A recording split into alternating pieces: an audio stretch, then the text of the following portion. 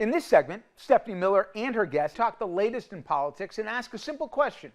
Is Trump above the law? Who do you think, if you're considering this within the Biden administration, should be prioritized to be granted a pardon? Is it a small list? Is it a big list? Who should be on that list?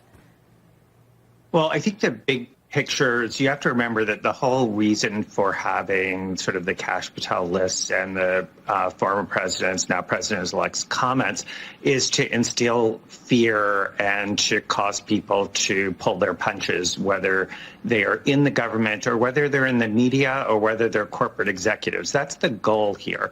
And it is true that one of the things that could happen is we could see these kinds of prosecutions and a shot across the bow.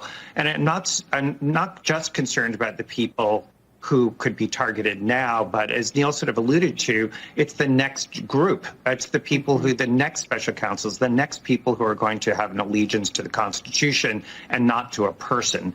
And so there are a lot of positive reasons to be doing this kind of protective pardon, so that you actually are upholding the rule of law and you're not subjecting people who obeyed the rule of law to these kinds of threats, especially when one thing that is completely absent is any, as you said, Jen, any statement of fact about why these people would possibly be prosecuted. In other words, there's nothing which anyone has articulated as to what on God's green earth Dr. Fauci, a national hero, did other than save really, you could say, millions of lives across the globe.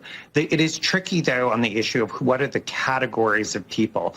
And there you could have it be people who are in government, who have been threatened. You could have people who are explicitly threatened by the president-elect. There are different ways to do that. And just to be clear, final point, just because you might be offered a protective pardon doesn't mean that you have to accept it. That can be something that's decided on an individual basis. And, Liz Cheney or Dr. Fauci may have a very different answer than Adam Schiff, for instance, to just take three examples. And so I think it is complicated as to how you do it. But in general, I am in favor of it in terms of a way to protect the rule of law. He is just going to rewrite history forever. And it is more important than ever that the mainstream media do their job.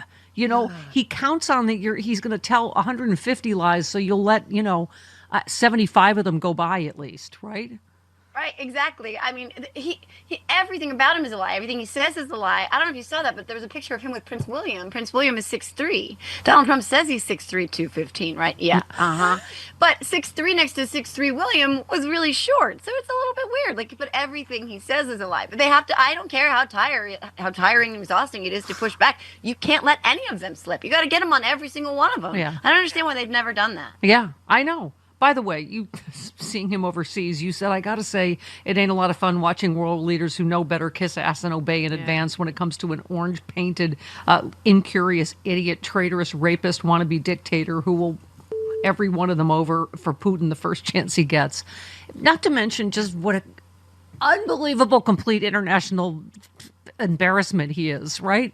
Like the fact that he's already using his picture with Jill Biden in Notre Dame Cathedral to sell his cheap ass cologne.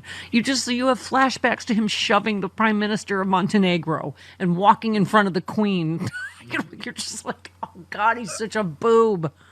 That's the thing. There's so much, there's all this dread, and I write about this a lot. There is just legitimate dread, but some of it is just like every now and then I'll be cleaning something. I go, oh my God, Melania's gonna decorate it for Christmas again, and then I'll be like, oh my God, the handshake, the Macron handshake. Oh, what was? What did Fruit Pundit say? It's like a walrus became a man and had never shook hands with a human before. It's like, what the hell was that? It looked like Frankenstupid was trying to take the petit president's arm off. He was like, look, I'm gonna get it the whole time. Just give me a second. It's always some alpha thing he's trying to do, right? Like he's trying to yank, in some sort of power move, but he looks like it's somebody trying to ape human interaction. And so on cue yesterday, he mocked Canadian Prime Minister Justin Trudeau, referring to him as the governor of the great state of Canada after floating the possibility of Canada becoming part of the United States. All because Prime Minister Trudeau warned that Trump's second administration would be a little more challenging, you think? Trump got elected on a commitment to make life better and more affordable for Americans, and I think people south of the border are beginning to wake up to the real reality that tariffs on everything from Canada would make life a lot more expensive, he said, echoing every effing economist anywhere in the world, right? Yeah, who, by the way, tried to ring this bell, tried to warn people, and everyone was like, but he went on Joe Rogan. By the way, I think he's saying that governor stuff about Trudeau because he literally just learned that Canada is not, in fact, one of our states. This is the guy who thinks Colorado borders Mexico, okay? He thought nipple and button were countries. He honest to God. Well, nipple's a country for me, but anyway. Hey. That's a story for another time. What? Dirty. Yeah, I mean, again, he was probably like, wait, that stuff up there, that's not part of our country? Oh, okay, well, that's good to know. Oh, God, you help me so much just through social media, you just said it's impossible to overstate how insane it is that we now live in a country in which the treasonous perpetrator of a deadly attack on our capital is not only returning to the office he tried to steal, but promising to pardon the attackers and imprison those who investigated the attack. And hence my I Stand with Schiff t-shirt with our newly elected Senator Schiff. I mean, Liz Cheney, obviously, she has described the threat by Trump to imprison her alongside all the entire J6 committee as an assault on the rule of law, the foundations of our republic. I said that was one of the other lies that the Kristen Walker let go by. That they destroyed all the evidence, the J6 committee. He keeps repeating this lie. And what she said is, they say they didn't. No, it's not an opinion thing. The evidence is still there. It's on record. Yeah, and the irony too that the person who said that the Biden administration was using the Department of Justice against him as a weapon, the irony is that is exactly what he's going to do. That is exactly what he's already said he's going to do with his detractors and rivals and dissenters and anybody who's ever disagreed with him. I mean, there's this argument about Joe Biden pardoning anybody on that list that they said that they were going to target, and frankly, I don't think it's a bad idea for them to do that. I agree. Trump's playing. That's the thing. Like, no, don't take him seriously. Of course, take him seriously. And this is the thing, Joe, where Democrats got to stop playing by a set of rules that don't exist anymore. Like, yes, I understand in any world we ever existed in, accepting a pardon, you wouldn't want to do it if you've never done anything wrong. You think, like, why would I want to admit guilt? But we're not in any normal kind of legal or any other political universe, so it's. I agree with you that, and again, not everybody has the hundreds of thousands of dollars to defend themselves about just even the attempt to bankrupt you on false charges, right? Right. Well, and Trump, and everyone says he didn't do that with his last term. He didn't go after his, enemies, but he did. He 1,000% did. He tried to go after Hillary.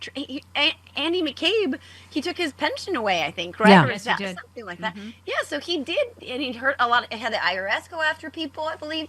It's not as though he hasn't tried this before. He's 1,000% going to do it. And by the way, even though I think pardons are ultimately icky, it's like there's no check on a pardon. They can pretty much pardon whoever they want. It is his constitutional right, Joe Biden's constitutional right, to pardon whoever he wants. Mm-hmm. And Trump pardoned some of the worst people on the planet, one of which went on to murder his wife. Yeah. So, I mean, I think extraordinary times call for extraordinary measures.